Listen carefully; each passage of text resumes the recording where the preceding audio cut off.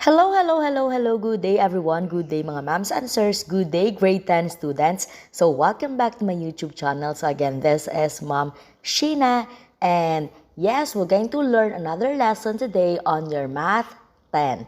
So, let's do this. So, before we proceed with our next type of sequence, just a tip of advice for my fellow math educators. Can we give a quiz, even 15 items only, just to check whether they truly understand and absorb the lessons? That's all about arithmetic sequence. So how they're going to determine whether the given sequence is arithmetic or not, what will be the next or the missing terms, what's the arithmetic series, arithmetic means, what will be the formula that we're going to use in order to find the terms in an arithmetic sequence. So yes, just to check whether they understand before we're going to have the second type of sequence.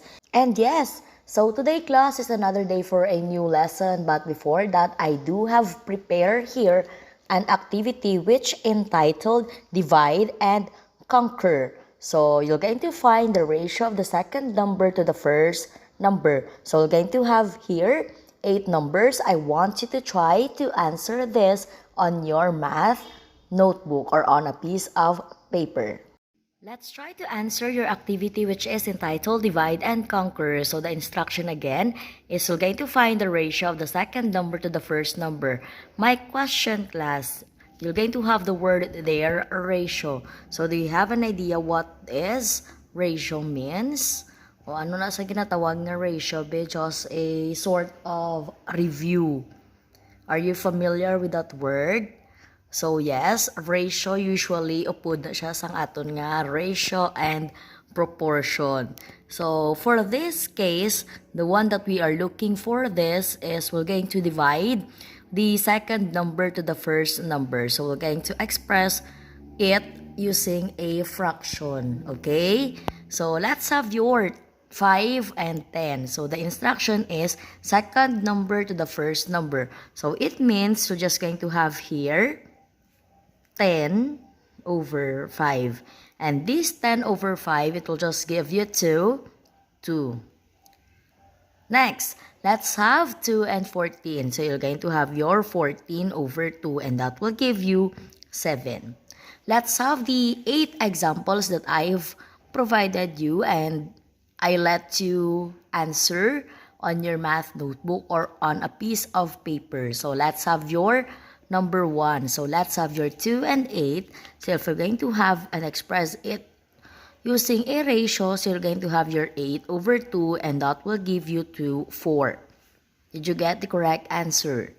Next, you're going to have your 9 over 3 and 9 over 3 that is just equal to 3. Any questions with this or can you still remember how to divide numbers? So kabalo pa mag-divide grade 10? Okay, so let's have your 12 over 4. And it's just equal to still, that will give you 3. Next, how about if you're going to have negative numbers? If you're going to divide negative numbers, you take note of our rule in dividing integers. So, ano ganito? If you're going to have the like signs, negative divided by negative or positive divided by positive, it will give you to positive answer. Again, like signs, the answer will always be positive. So therefore, if we're going to write it as a ratio, so you're going to have your negative over negative 2, that will give you to positive 5. Next, let's have your 7 and negative 49. So if you're going to express this, you're going to have your negative 49 divided by 7. Since they are unlike signs, ang isa negative, ang isa positive, therefore, you're going to have the answer which is negative. You take note of our rule and therefore the answer for this is negative 7. Number 6, you're going to have your negative 64 divided by negative 2. They are both negative, therefore your answer must be positive, and negative 64 divided by negative 2 is just equal to positive 32. So, any questions with this? Okay lang. Let's have number 7 and number 8. Before we answer number 7 and 8, I want to take a look with the numbers that is being provided. So you do have number 7, 2, and 6. And number 8, 6, and 2. So if you can notice, same numbers lang. However, the arrangement are just different. So amon ang kinalain nila, nagbalis kadanay, nagsulianay. So what will be the answer if you're going to have this one? Number 7. If you're going to have this 2 and 6, it means you're going to have 6 over 2 and it will give you 2, 3. I think there's no question with that. And for number 8, so you're going to have your, again, second number to your first number. So you're going to have your 2 over 6.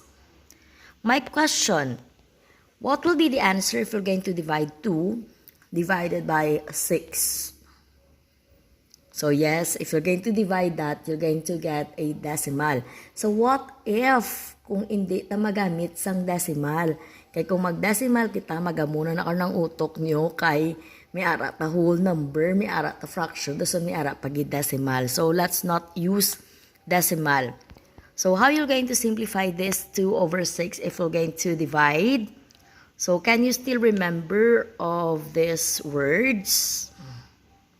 You're going to express or answer in our lowest term. So how to write your answer in your lowest term? So you're just going to, just a sort of review pagidgali. If you're going to have fraction, for example, 1/2, what do you call the number above the fraction bar? So yes, this is numerator. And this one will be your denominator. I hope nakakilala pa ka muna.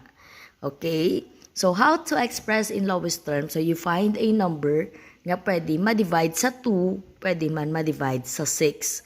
So, what will be the number na nga pwede ma-divide sa ilang duwa? So, you're going to have 2. 2 divided by 2, it will give you 1. 6 divided by 2, it will give you 2, 3. Therefore, your 2 over 6 is just equal to your 1/3. Again, class, be careful. Because usually, ang mga bata or ang usual yung gina-answer sa amon, if you're going to have your 6 over 2 just equal to 3, your 2 over 6 still 3 man Japon in your answer. It's a big no-no. It's very wrong. You cannot divide 2 by 6. So you're just going to simplify it and express it in lowest term and you're going to have 1/3. And you take note, 3 is very different from 1/3. So, please be careful in answering next time. So, I hope nga atahag na ni, clear na, and okay na today. Okay? So, why did I let you to solve and find the ratio of the different numbers that is being provided? It's simply because you need the concept of ratio in order to understand the next kind of sequence. So, do you have an idea, class, what kind of sequence are we going to discuss today? So, yes. So, today, we're going to have another type of sequence, and this time, we're going to talk about geometric sequence. Again, we're going to have geometric sequence. So let's have the definition of geometric sequence, but before that, let's have our today's objectives. So at the end of this video, students should be able to. Number 1 is we're going to define what's all about geometric sequence. Number 2, we're going to determine whether the following sequence is geometric or not. And number 3, you're going to solve for the missing or the next terms of a geometric sequence. And number 4 is you're going to appreciate accuracy and speed in solving for the missing and the next terms of the geometric sequence. Let's consider, class, an example. I do have here on the board. You do have your 1, 2, 4, 8, 16, and 32. So what have you observed? Can you find a certain pattern? Why is it nga makonsider tani nga sequence? So yes, we're just going to multiply by 2 in order to get the next term. So this kind of sequence is an example of a geometric sequence. So let's have, class, the definition of geometric sequence. So it is a type of sequence wherein you can get the next term by multiplying a constant number which is called as common ratio. Again, geometric sequence is a type of sequence wherein you can get the next term by multiplying a constant number which is called as common ratio. And you take note, this common ratio is denoted by small letter r. Again, common ratio is denoted by small letter r. If you can still remember our arithmetic sequence, we do have what we call common difference. This time, for geometric sequence, we're going to have common ratio. In order to understand easily the definition of our geometric sequence, let me give you examples in which we're going to tell whether the following represents a geometric sequence or not. So we're going to have here 5 numbers, and you're going to, again, your task is you're going to determine whether if it represents a geometric sequence or not. So for the meantime, you try to guess and write your answer on a piece of paper or on your math notebook. So let's check whether kung ang ginghula ninyo are correct. So again, the instruction is we're going to tell whether the following represents a geometric sequence or not. So let's have number 1. So paano ta mabalaan if the given sequence is geometric or not? Ang himuon ta lang is we're going to divide the terms from right to left. Again, divide the terms that are consecutive terms from right to left. Let's have an example for number 1. Let's have 9 divided by 3. What will be the answer? 3. Your 27 divided by 9, still that will give you 2, 3. And 81 divided by 27, still that will be 3.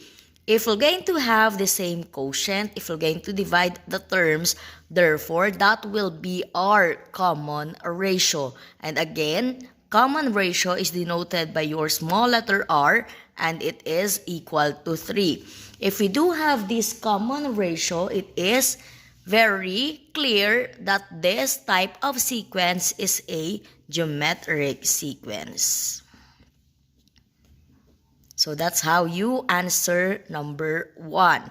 Let's have number 2. So you're going to have 4 divided by 2. The answer is 2. Your 8 divided by 4, still that will give you to 2. Your 24 divided by 8, that will give you this time, it is equal to 3.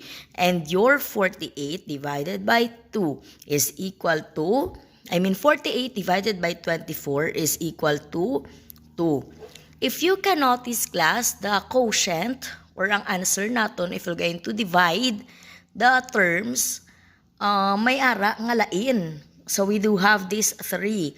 Therefore, we don't have this common ratio. So number 2, therefore, we can conclude that it's not a geometric sequence.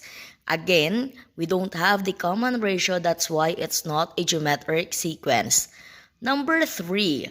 Let's try number 3. 12 divided by 4, that will give you 2, 3. 36 divided by 12, how much? Still 3. And your 108 divided by 36, that will still give you 2, 3. The answers are all the same, which is equal to 3. Therefore, that will be your common ratio. Since my common ratio kita, therefore, number 3 is an example of your geometric sequence. Naintindihan lang? Okay, let's try number 4. So you're going to have your, this time daw, suli na nga ton nga, terms, duga decrease, decreasing na. Let's have your 12 divided by 24. Can we divide 12 by 24? Let's express it through a fraction para mas clear. Okay? So, ang 12 divided by 4, same lang na siya kung isulat taw this way. Correct? Okay. So, pwede ta ma-divide ang 12 by 24. So, hindi. So, just like on our example a while ago, therefore, we're going to have your lowest term. So, what will be the lowest term of 12 over 24? You divide a number in which nga pwede sa ila nga duwa. So, we can have 12. And 12 divided by 12, it will give you to 1. And 24 divided by 12, that will be 2. Therefore, your 12 over 24 is just equal to your 1/2. Let's have your 6 over, or 6 divided by 12. And you're going to have 6 over 12. You divide both sides, no, both sides. I mean, both the numerator and the denominator by 6. And you're going to have your 1 and 2. So still, you're going to have 1/2. And let's have 3 divided by 6. Or 3 over 6. Still, you divide by 3. And you're going to have your 1 over 2. If you can notice, they are both 1/2 or all of them are 1/2. Therefore, that will be your common ratio, which is 1/2. And this is an example of your geometric sequence. Clear lang? Naintindihan lang mga langga? Ga-follow lang? Okay. Let's have number 5. Let's check whether it is an example of a geometric sequence or not. So let's have your 10 divided by 5. The answer will be 2. Your 20 divided by 10. The answer will still be 2. However, your 30 divided by 20 or your 30 over 20, that will not be equal to 2. You're just going to divide it by 10. Divide by 10. That will give you to 3 over 2. So they are different. Therefore, we don't have the common ratio. So therefore, number 5 is not an example of a geometric sequence. Questions? Clarifications? Naintindihan lang mga langga? Okay. Now you know how to determine whether a certain given represents a geometric sequence or not. I want you to try the following exercises and you tell me what will be the missing or the next terms of the following geometric sequence. So you try to answer on your paper or on your math notebook. So how to find, class, the missing or the next terms of the following geometric sequence? So let's try number 1. So you do have your 3, 12, and 48 and the 2 blanks. Therefore, we're going to get the next 2 terms. So let's find first our ratio. So let's have 12 divided by 3. And that will give you 4. Your 48 divided by 12, still that will be your 4. Therefore, your R here is equal to 4. If you already know what will be your common ratio, this time, your ratio will be multiplied. Or i-multiply naton kay para makuha ta ang next term. So therefore, you do have your 48 times 4. What will be the answer? Let's show the solution. Kaya ang iban hindi nakabalo mag-times. So you do have your 4 times 8. That will give you 32. 4 times 4, 16 plus 3, 192. Therefore, the next term here will be 192. And this 192 we're going to multiply to our common ratio so that we can get the next term. So times 4 again. 192 times 4, you're going to have your 8. 4 times 9, 36. And your 4 times 1, 4 plus 3, 768. Therefore, the next terms that we are looking for are 192 and 768. Questions? Let's try number 2. Again, the first step that we're going to have in order to answer just like these examples is simply look for your common ratio. So you do have your 64 divided by 32. That will give you to how much? 2. 128 divided by 64 is equal to 2. Your R here is equal to 2. If you already know what will be your R, you multiply it in order to get the next term. So 128 times 2, that will give you to 256. Correct? And your 256 times 2, that will give you to 512. So therefore, this will be your answers. O, i-double check nyo lang kung tsakto ang akon nga pag mental nga isip be. Okay, so let's have your number 3. How about this one? Kay ang aton nga blank ara na sa tunga. So therefore, may missing terms na kita. Can we still find our common ratio here? Yes, may ara taklu. Kay may ara nga nagtuparay. So therefore, data makuha sang aton nga R. So let's have your 40 divided by 20 still. That will give you to 2. And automatic, that will be your R. And let's try 5 times 2. That will give you to 10. 10 times 2, 20, correct? 20 times 2 is 40, correct? And 40 times 2, that will give you to 80. So therefore, that is, or that are the numbers that we are looking for. Questions so far? Carry lang? O, carry pa? Okay, so let's have your number 4. O, this time, ara naman Japon sa tunga ang aton nga mga missing terms. So let's have your, ariyo gamiton ta ang mga nag-give na or mga iban nga given. Let's have your negative 32 divided by negative 16. Take note, they are both negative, therefore your R must be positive, and that will give you still 2. Your negative 64 divided by negative 32, still that will be 2. Therefore, in order to get the next terms here, you're just going to multiply it by 2. That will give you to negative 4. Nga ang negative kay negative 2 times positive 2. Unlike signs, that's why negative 4. Times 2 as your common ratio. So therefore, negative 4 times 2, that will give you to negative 8. So any questions? So that's how you solve for the missing or the next terms in a geometric sequence. Okay, naintindihan lang? Okay. So let me check whether you truly understand our today's lesson. So you're going to try to solve this on your notebook or on a piece of paper for test 1. You're going to tell whether the following represents a geometric sequence or not. If it is geometric sequence, make sure to show what will be the value of your common ratio. And for test 2, you're going to write the next or the missing terms of the following geometric sequence. So yes, your math teacher will just going to check your activity whether you got the correct answer. So now class, I'm going to ask you, is knowing our today's lesson important for you?